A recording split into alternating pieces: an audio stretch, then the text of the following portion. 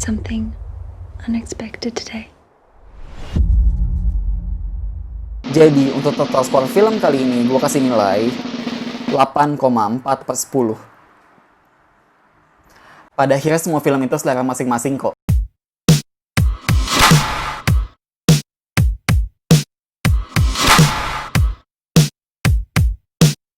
Oke, jadi sebenarnya gue tuh udah nonton trailer film ini udah cukup lama gitu ya. Cuma ketika teman gue ngabarin, udah ada nih gitu kan. Oh ya udah, gue coba nonton. Dan ternyata gue sendiri cukup suka kok sama filmnya. Karena memang dari awal gue nonton trailernya aja, ini tuh udah dibikin penasaran aja sih. Maksudnya ceritanya bakal dibawa ke arah mana gitu. Dan untuk di video kali ini gue bakal ngomongin soal sedikit tentang alur ceritanya dan juga endingnya dan juga makna dari endingnya itu sendiri. Jadi yang pasti akan spoiler banget. Masuk ke film pertama soal story, gue kasih nilai 7,5. Pokoknya film ini dibuka dengan seorang cewek bernama Hunter, namanya agak aneh sih gitu kan, namanya Hunter, pemburu gitu. Nah, di sini kita dikasih tahu banget bahwa karakter dia itu semacam kayak diabaikan oleh suaminya, oleh mertuanya gitu loh. Jadi kayak ya udah kayak istilahnya dia nikah sama si suaminya itu kayak cuma sebagai alat reproduksi gitu ya, untuk mewariskan tahta si perusahaan bokapnya doang gitu. Dan pokoknya makin lama banyak banget tekanan-tekanan gitu ya dari lingkungan sekitarnya, yang sampai akhirnya dia terinspirasi untuk mencoba hal baru, di mana dia ingin mencoba makan makanan yang tidak lazim.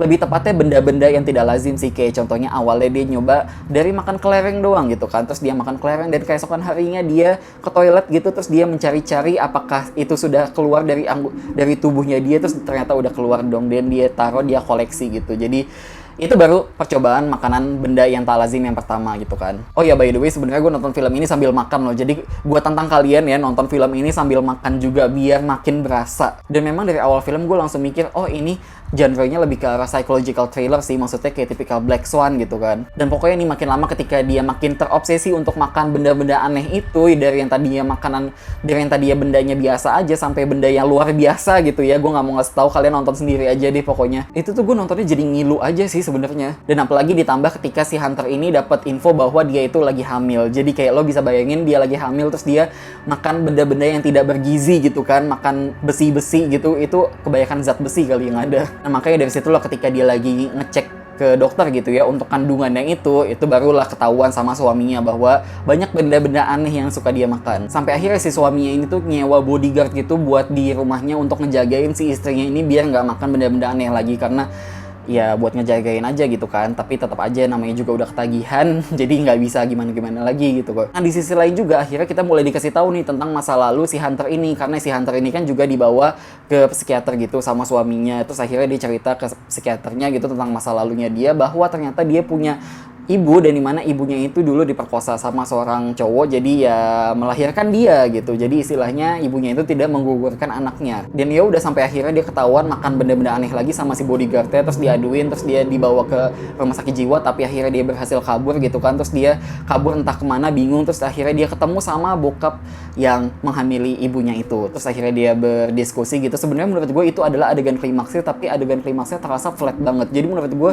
kekurangan dari film ini adalah ya terasa tidak ada adegan klimaks sih, maksudnya flat aja gitu. Terus ya udah, ketika dia selesai berdialog sama si bokap yang itu, dia akhirnya ke dokter untuk menggugurkan bayinya dia. Terus ya udah, endingnya adalah dia berhasil menggugurkan bayinya di toilet publik. Terus gue jadi mikir motivasi dia atau makna dari film ini tuh apa sih? Jadi motivasi utama dia kenapa dia suka makan benda-benda lazim ini adalah karena dia ingin mencoba mengkontrol atau mendominasi sesuatu. Yang paling utama adalah ya paling gampang gitu ya badannya dia sendiri gitu loh. Karena istilahnya dia punya ibu, tapi ibunya sendiri juga ya korban pemerkosaan. Terus dia juga punya suami, tapi ya suaminya nggak respect sama dia, cuma memanfaatkan dia sebagai baby machine gitu kan, alat reproduksi doang. Terus juga mertuanya juga sama aja, teman-teman suaminya juga sama aja. Yang akhirnya dia pengen punya pencapaian bahwa dia bisa mengkontrol sesuatu gitu loh. Karena dia istilahnya selama hidup dia, dari dia lahir gitu kan, dia selalu dikontrol oleh orang lain gitu. Dan apalagi yang gue suka ketika endingnya gitu ya, ketika dia berhasil menggugurkan bayinya dia itu adalah pencapaian puncak-puncaknya dia banget. Karena istilahnya gini, dulu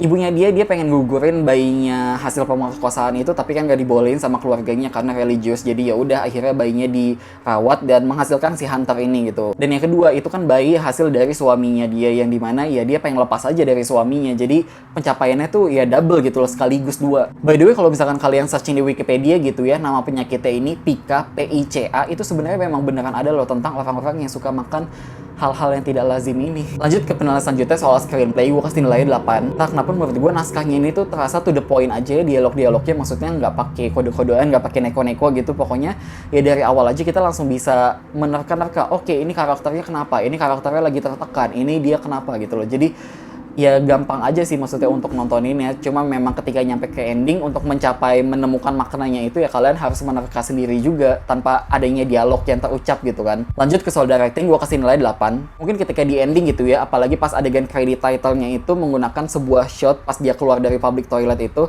ya itu kan toilet cewek, jadi itu istilahnya cewek-cewek pada masuk keluar masuk gitu kan dari toiletnya.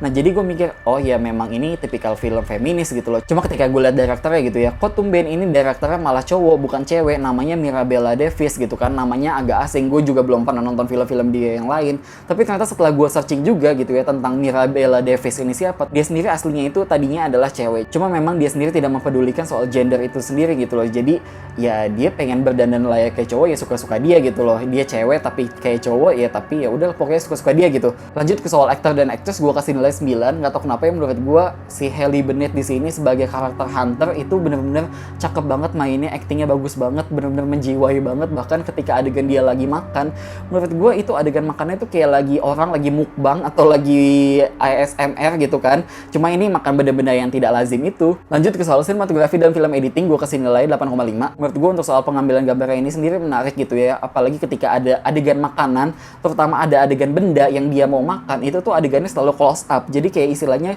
kita sebagai penonton tidak bisa membedakan mana yang makanan beneran, mana yang benda yang dia makan gitu loh. Dan apalagi ngomongin soal color palette-nya gitu ya, ini juga bagus banget sih. Maksudnya kayak warna-warnanya tuh kayak film tahun 80-an gitu loh. Ada merah, biru, tapi nggak terlalu maksa pakai gel banget. Lanjut ke soal production design, gue kasih nilai 8,5. Dari awal film ini dibuka aja gitu ya, otak gue langsung memikirkan film Invisible Man, karena memang mirip banget rumahnya kaca-kaca gitu. Dan memang ya tipikal rumah orang kaya di luar ya kayak gitu sih. Lanjut ke soal kostum, makeup, dan hairstyle, gue kasih nilai 9. Mungkin ketika di awal film gitu ya, gue ngeliat karakter si Hunter ini, dia tuh pakai bajunya semacam unik gitu loh, kayak film-film jadul gitu. Baju-bajunya pun juga colorful banget gitu kan.